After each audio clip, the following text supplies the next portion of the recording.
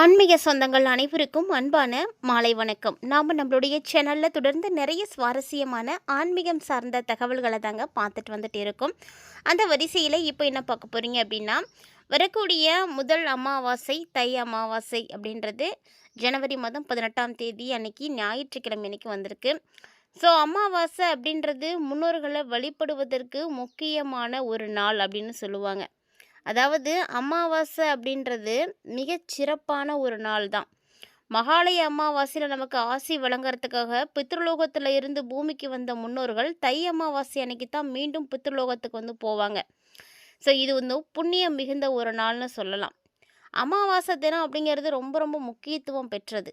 அதுலேயும் தை அமாவாசை சொல்லவா வேணும், ரொம்ப சிறப்பானது அப்படின்னு சொல்லலாம். இந்த தை மாதத்தில் சூரிய பகவான் மகர ராசியில் பிரவேசிப்பார். ஜோதிட ரீதியாக பார்த்தீங்கன்னா சூரியனை பிதுர்காரகன் அப்படின்னும் சந்திரனை மாதுர்காரகன் அப்படின்னு சொல்லுவாங்க. அமாவாசை அப்படிங்கிறது மாதுர்காரகனும் பிதுர்காரகனும் ஒன்றாக இணையக்கூடிய ஒரு காலம். பிதுர்காரர்களான சூரியன் மகர ராசியில் பிரவேசிக்கக்கூடிய மாதத்தை தான் தை மாதம்னு சொல்லுவாங்க. இந்த மாதத்தில் வரக்கூடிய அமாவாசை ரொம்ப முக்கியத்துவமானது. அதாவது எப்படி வந்து ஆடி மாதத்தில் வரக்கூடிய அமாவாசை அன்னைக்கு முன்னோர்களை வந்து வரவேற்கிறோமோ, அதே மாதிரி தை அமாவாசை அன்னைக்கு அவங்களுக்கு விடை கொடுத்து அனுப்பி வைக்கிறோம். பெரும்பாலும் சனிக்கிழமையில் வரக்கூடிய அமாவாசை ரொம்ப சிறப்பு. அதே மாதிரி ஞாயிற்றுக்கிழமை அன்னைக்கு வரக்கூடிய அமாவாசை ரொம்ப ரொம்ப ஸ்பெஷல். பொதுவாக ஒரு மனிதன் பார்த்தீங்கன்னா தன்னுடைய பெற்றோரையும் குலதெய்வத்தையும் முன்னோர்களையும் வழிபாடு செய்யாமல் அவங்களெல்லாம் வழிபாடு செய்கிறத மறந்துட்டு மற்ற தெய்வங்களை எல்லாம் தேடி தேடி போய் நீங்கள் வணங்கினாலும் கண்டிப்பாக அதனால் எந்த ஒரு பயனும் இல்லை அப்படின்னு தான் சொல்லணும். அப்படிப்பட்ட சிறப்பு வாய்ந்தது அப்படின்னா நம்முடைய முன்னோர்களுடைய வழிபாடு தான். அதெல்லாம் ஆடி புரட்டாசி தை இந்த மாதங்களில் வரக்கூடிய அமாவாசைலாம் ரொம்ப சிறப்பானது. தர்ப்பணம் கொடுத்து வழிபாடு செய்யுங்க, ரொம்ப நல்ல மாற்றங்கள் கிடைக்கும். அதுவும் அமாவாசை தினத்தன்னைக்கு எறும்பு, பசு, காகம், நாய், பூனை அப்படின்னு எல்லா உயிரினங்களுக்கும் உணவளிங்க. அவங்களையெல்லாம் உணவளித்து உபசரித்து அவங்களுடைய பசியை போக்குனீங்க அப்படின்னா கடவுளுடைய ஆசியோடு மட்டும் இல்லாமல் முன்னோர்களுடைய ஆசியும் உங்களுக்கு பரிபூர்ணமாக வந்து கிடைக்கும். தை அமாவாசை அன்னைக்கு நீர்நிலைகளான கடல், ஆறு, ஏரி, குளம் இந்த மாதிரியான இடங்களில் முன்னோர்களுக்கு பிடித்த உணவுகளை படைத்து திதி தர்ப்பணம் கொடுத்து ஏழை எளியவங்களுக்கு அன்னதானம் கொடுக்கலாம். ஸோ இது வந்து ஒரு நல்ல பயன் கொடுக்கும். அப்படி நீர்நிலைகளுக்கு சென்று தர்ப்பணம் கொடுக்க முடியாதவங்க வீட்டிலேயே தர்ப்பணம் கொடுக்கலாம். அதான் அருகில் இருக்கக்கூடிய நீர்நிலைகளை போய் சேர்த்துட்டு வாங்க. பொதுவாக அமாவாசை தினம் அப்படின்னு எடுத்து பார்த்தோம்னா அன்னம், கருப்பு உளுந்து, கருப்பு எள்ளு, வெல்லம், உப்பு, ஆடைகள் இதில் வந்து நீங்கள் எது வேணாலும் உங்களால் முடிந்ததை ஏழை எளியவர்களுக்கு தானமாக வந்து கொடுக்கலாம். ரொம்ப புண்ணிய செயல்னு சொல்லுவாங்க. அதோடு நம்மளுடைய வீட்டில் மறைந்த முன்னோர்களுடைய ஆசியும் பெற்று கொடுக்கும். தை அமாவாசை தினத்தன்னைக்கு இந்த செயல்களை செய்துங்க, நிச்சயமாக ரெட்டிப்பு பலன்களை நீங்கள் வந்து பார்க்க முடியும். இந்த விரதத்தை முன்னாடியே சொன்ன மாதிரி யார் எல்லாம் இருந்தால் நல்லது அப்படின்னா கண்டிப்பாக தாய் தந்தையரை இழந்த ஆண்கள் செய்யணும். அதே போல் கணவனை இழந்திருக்கக்கூடிய பெண்கள் செய்யலாம். தர்ப்பணம் வேறெல்லாம் யாரும் கொடுக்கக்கூடாது. அதே மாதிரி இந்த நாளில் முன்னோர்கள் வந்து நற்கதி அடைஞ்சி பசியாறி திருப்தி அடையிறது ரொம்ப முக்கியம். அவங்க அப்படி அடையிறது மட்டும் இல்லாமல் நம்மையும் ருணரோக பிரச்சனைகளை இருந்து விடுவித்து கொடுப்பாங்க. என்ன காரிய தடைகள் இருந்தாலும் எல்லாத்தையும் புகை கொடுத்து நல்ல ஒரு அருள் கொடுப்பாங்க. தை அமாவாசை அன்னையில் கண்டிப்பாக எல்லாருமே முன்னோர்கள் வழிபாடு செய்யுங்க. அவங்களுடைய ஆசி வந்து பரிபூர்ணமாக வந்து கிடைக்கும். அமாவாசையை தொடர்ந்து வரக்கூடிய கிரக மாற்றங்கள் பார்த்திங்கன்னா மிக அற்புதமான மாற்றங்களாக இருக்குது. அதாவது கடகராசினியர்களுக்கு என்ன மாதிரியான பலன்கள் கொடுக்க போகுது இந்த கிரக மாற்றங்கள் அப்படின்றத நம்ம பார்க்க போகிறோம். 2026ஆம் ஆண்டினுடைய ஜனவரி மாதத்தில் நம்ம நுழைஞ்சாச்சு. ஸோ ஜனவரி மாதத்தில் கடகராசிக்காரங்களுக்கு எப்படி இருக்க போகுது, பணவரவு எப்படி இருக்கும், என்ன பிரச்சனை வரும், பிரச்சனைகள் என்ன சரியாக போகும், அந்த மாதிரி நிறைய தகவல்களை தான் இப்போ நீங்கள் பார்க்க போகிறீங்க. ஸோ ஜனவரி 18 அமாவாசைக்கு அப்புறமா கண்டிப்பாக கிரக மாற்றங்கள் இருக்குது. பொதுவாக ஒவ்வொரு கிரகங்களுமே ஒரு குறிப்பிட்ட கால இடைவெளியில் ஒரு ராசியிலிருந்து இன்னொரு ராசிக்கு வந்து பயிற்சியாவது வழக்கம்தான். ஸோ அப்படி பார்க்கும் பொழுது இந்த கிரக மாற்றங்கள் தான் ஒவ்வொரு ராசிகளுக்குமே மாற்றங்களை வந்து கொடுக்குது, அதனுடைய தாக்கத்தை எல்லாத்தையும் ஏற்படுத்துது அப்படின்னு சொல்லணும். அதில் கடகராசிக்காரங்களுக்கு எப்படி இருக்குது அப்படின்றதான் இப்போ நம்ம தெளிவாக பார்க்க போகிறோம். கடகராசி நேயர்களுக்கு பார்த்திங்கன்னா இந்த ஜனவரியினுடைய ஆரம்பமே நல்லா தான் இருக்குது. ஸோ 6, 12 இந்த இடங்களில் கிரகங்கள் வந்து மொத்தமாக வந்து சேர்ந்துருக்காங்க. ஸோ அதாவது பார்த்திங்கன்னா 15ஆம் தேதிக்கு அப்புறமா ரொம்ப நல்லாயிருக்கும். ஏன்னா 15ஆம் தேதிக்கு அப்புறமா சூரியன், புதன், சுக்கிரன், செவ்வாய் இந்த கிரகங்கள் எல்லாமே வந்து ஒன்று சேர போகிறாங்க. ராஜ யோகான்னு சொல்லக்கூடிய கிரகம்னா அது வந்து உங்களுக்கு செவ்வாய் தான். இவர் பார்த்தீங்கன்னா 6, 7வது இடத்துல ராசியோட வந்து தொடர்போடு இருக்க போகிறாரு. அது மட்டும் இல்லாமல் நட்பு கிரகங்களோட தொடர்போடு இருக்க போகிறாரு. ஸோ அதனால் பார்த்தீங்கன்னா ஒரு நல்ல விஷயங்கள்லாம் நடக்கும். ஒரு சில நேரங்களில் முயற்சிகளுக்கு நீங்கள் தடைகளை வந்து பார்க்குற மாதிரி இருக்கும். ஏன்னா 8ஆம் இடத்துல ராகு இருக்கிறாரு. 8ல் ராகு இருக்கிறதுனால சின்ன சின்ன பிரச்சனைகள், தடைகள் எல்லாமே வந்து ஏற்படும். இருந்தாலுமே கூட கொஞ்சம் பொறுமையாக வந்து செயல்பட்டீங்க அப்படின்னா வெற்றிகளும் வந்து காத்துட்ருக்கு அப்படின்னே சொல்லணும்.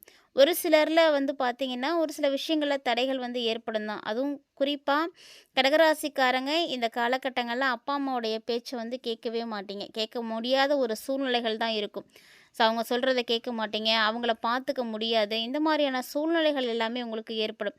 ஸோ நேரம் வந்து அப்படி தான் இருக்குது. அது வந்து பிரச்சனைகள் அப்படின்னு சொன்னாலுமே கூட இந்த காலகட்டங்களில் உங்களுக்கு கிரக மாற்றங்கள் அப்படி தான் இருக்குது. அதனால் உங்களால் வந்து அந்த விஷயத்தை எதையுமே வந்து சரியாக செய்ய முடியாது. பொருளாதார ரீதியாக பார்த்தீங்கன்னா இது வரைக்குமே கடகராசிக்காரங்க நிறைய பாதிப்புகளை பார்த்துருப்பீங்க. எந்த வகையிலுமே முன்னேற்றம் உங்களுக்கு இருந்திருக்காது. ஆனால் இப்போது அந்த முன்னேற்றத்தில் இருந்து வந்த பாதிப்புகள், அந்த தொய்வு நிலை எல்லாமே வந்து மாறிடும். ஸோ இனிமேட்டுக்கு உங்களுக்கு ரொம்ப சிறப்பாக இருக்கும். பதவி உயர்வுக்காக காத்துட்ருக்கக்கூடிய கடகம் ராசி நேயர்களாக இருக்கீங்க அப்படின்னா கண்டிப்பாக இந்த ஜனவரியில் உங்களுக்கு பதவி உயர்வும் கிடைக்கும். நான் பதவி உயர்வில் நீங்கள் என்னென்ன தடைகளை பார்த்துட்டு இருந்தீங்களோ எல்லாம் நீங்கும். சொல்லப்போனால் ஒரு சிலருக்கு பார்த்திங்கன்னா டபுள் சம்பளம் கிடைக்கும். அது மாதிரியான வேலைகள்லாம் வந்து உங்களுக்கு வந்து கண்டிப்பாக ஏற்படும்.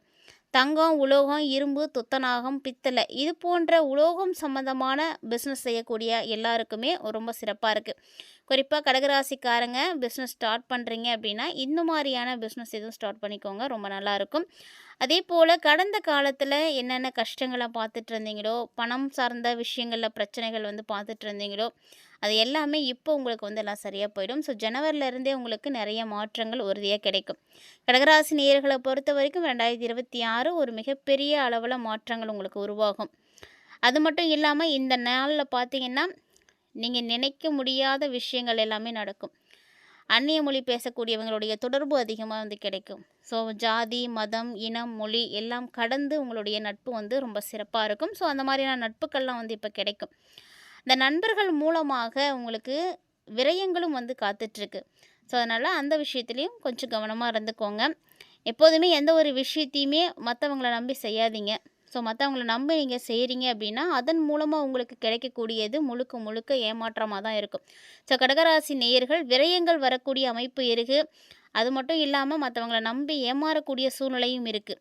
ஸோ இந்த 2 விஷயத்துலையுமே நீங்கள் ரொம்ப ஜாக்கிரதையாக இருக்கணும். வண்டி வாகனங்கள் வச்சுருக்கக்கூடியவங்களாக இருக்கீங்கன்னா உங்களுக்கு வண்டி வாகனங்கள் நிறைய செலவுகளை வந்து வைக்கும். அதனால் உங்களுக்கு செலவு இருக்குது. வீடு கட்டிகிட்டு இருக்கக்கூடியவங்களுக்கும் அப்படி தாங்க சின்ன சின்னதாக பிரச்சனைகள் வரும். ஸோ நிறைய கவலைகளை வந்து கொடுக்கும்.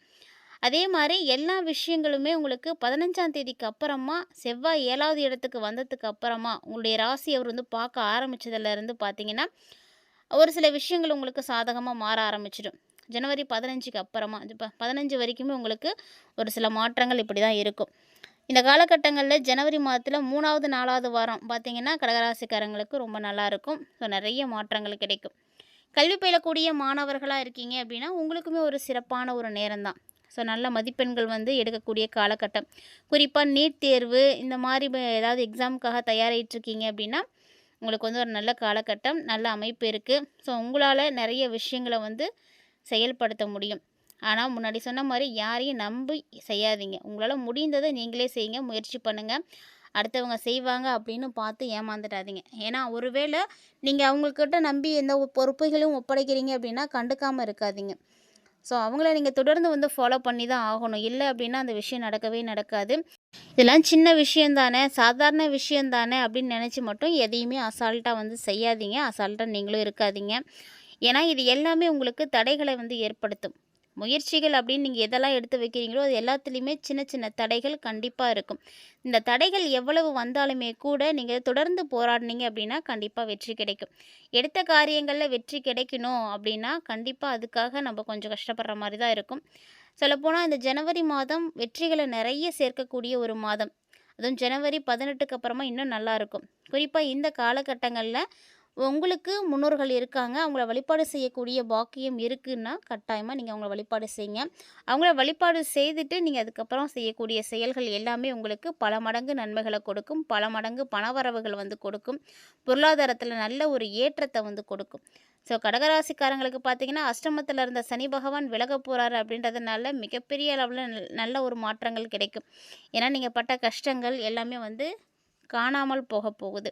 அதனால நல்ல பொருளாதார ரீதியான வெற்றி வாய்ப்புகள் கிடைக்கிறதுக்கு இந்த ஜனவரி 18க்கு அப்புறமா வந்து முயற்சி பண்ணுங்க. ஏன்னா, உங்களுடைய முன்னோர்கள் இருக்காங்க அப்படின்னா, கண்டிப்பா வழிபாடு செய்யுங்க. இல்லாதவங்கலாம் தை அமாவாசையில கோவிலுக்கு போய், குலதெய்வ கோவிலுக்கு போய் வழிபாடு செய்துட்டு வாங்க. இந்த மாரி சின்ன சின்ன எளிமையான விஷயங்களை எல்லாம் நீங்க தொடர்ந்து செய்தீங்க அப்படின்னாவே, உங்களுக்கு நெறைய மாற்றங்கள் கண்டிப்பா கிடைக்கும். மறக்காம ட்ரை பண்ணுங்க. கடகராசி நேயர்கள் இந்த பதிவ பார்த்துட்ருக்கீங்க அப்படின்னா, உங்களுடைய குலதெய்வத்தினுடைய பெயர மறக்காம கமெண்ட் பாக்ஸ்ல கமெண்ட் பண்ணுங்க. இந்த வீடியோ உங்களுக்கு பிடிச்சிருந்ததுன்னா லைக் பண்ணுங்க, ஷேர் பண்ணுங்க, மறக்காம கமெண்ட் பண்ணுங்க. மேலும் இது போல பல இன்ட்ரெஸ்டிங்கான தகவல்களை தொடர்ந்து பார்க்கணும் அப்படின்னு ஆசைப்பட்டீங்கன்னா, மறக்காம நம்ம சேனலை சப்ஸ்கிரைப் பண்ணிட்டு ஃபாலோ பண்ணிக்கோங்க. மேலும் ஆன்மீக ரீதியாக கொடுக்கப்படக்கூடிய இது மாதிரியான எளிமையான பரிகாரங்களையும் தவறாம செய்து பயன்பெறுங்க. இந்த பதிவில் நீங்கள் பார்த்த தகவல்களை போல் இன்னுமே நிறைய இன்ட்ரெஸ்டிங்கான தகவல்களோட நம்மளுடைய சேனலில் தினந்தோறும் பதிவேற்றம் செய்துட்டு இருக்கோம். ஸோ மிஸ் பண்ணாமல் பாருங்கள். மீண்டும் மற்றும் ஒரு சுவாரஸ்யமான ஆன்மீக தலைப்பில் சந்திக்கலாம்.